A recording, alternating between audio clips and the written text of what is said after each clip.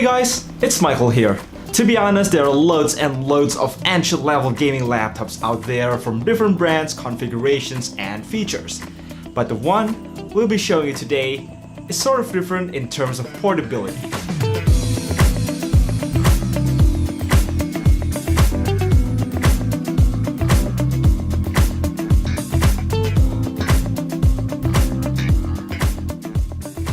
MSI GF63, as we already know, was launched to be a successor of MSI's entry-level champions in 2018. Attempting to differ against most other manufacturers who only focus to bring the best price-to-performance ratio, MSI is trying to make this laptop tip less than 2 kilograms on the scale. Something new for a gaming laptop priced less than $1,000. Even our friend here was surprised about the weight.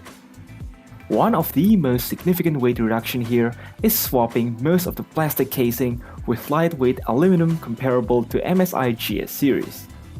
On the flip side, finishing like this is a grease magnet. But overall, the design is simple, subtle, even more so with the minimalistic Red Dragon logo just like the GS65, only in different color.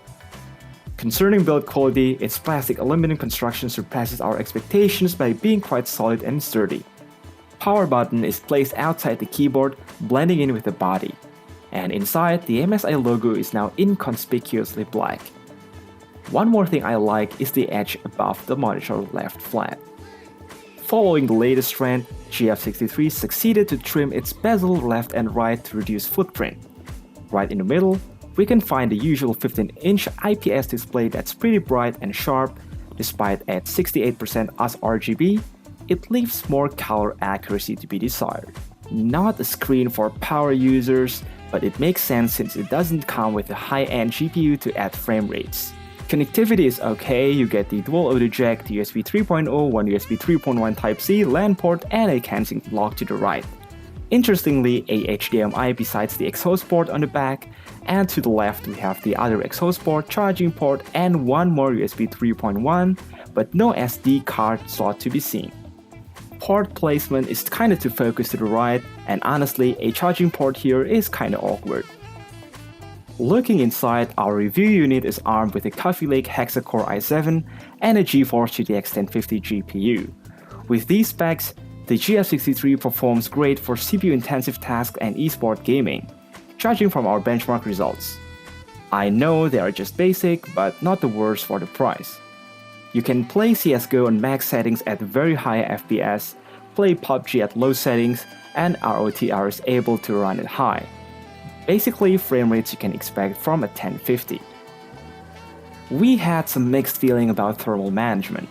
It is only equipped with a single fan and 3 heat pipes, where only one is connected to the GPU. During stress tests, GPU temperatures become scorching hot while CPU remains cool. That is, while we've maxed out cooler boost fan speed at about 50 decibels noise levels. Well, I guess you gotta sacrifice things for that weight reduction. To the storage side, we have a 1TB drive accompanied by a 16GB Optane caching SSD. The reason why our unit sticker says Core i7+. I actually prefer versions with the regular NVMe SSDs, but they are not available yet in Indonesia. It is still lightning fast for booting and opening frequent apps and games, better than an SSHD. We also got 8GB of RAM in a single slot, while the second slot is ready to be upgraded. Heat is not a big issue on the keyboard, but the keyboard itself took a toll on the weight and thickness reduction. You might be happy with the absence of a numpad, making the keyboard spacious and nicely centered, while keeping a 3-stage red illumination. As long you can bear with its very short key travel, definitely not the best for typing, neither for gaming. Touchpad is quite accurate thanks to Windows Precision Driver, but still basic when it comes to comfort. By the way, function keys on the right, making us easier to adjust brightness, volume, and illumination with a single hand. Battery capacity is stated at 51 watt-hours, lets you use it for 3 to 4 hours of light usage, so don't forget to leave home without this 120 watt adapter.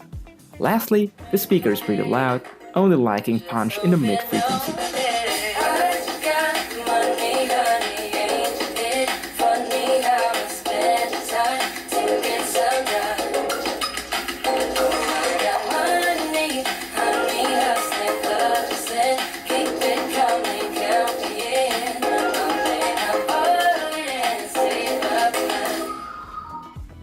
we can say that the GF63 is a fresh option to entry-level gaming laptop market. This product is certainly not the best for performance or gaming enthusiasts, but very sufficient for those seeking a good and acceptably powerful multimedia machine while being lightweight, simple, and affordable as well. As long as we can adjust our expectations accordingly, this Red Dragon won't disappoint us. That's our short experience with the GF63. If you have your own opinions, don't be shy to leave some comments. Please like and share this video if you like it, and as always, have a nice day.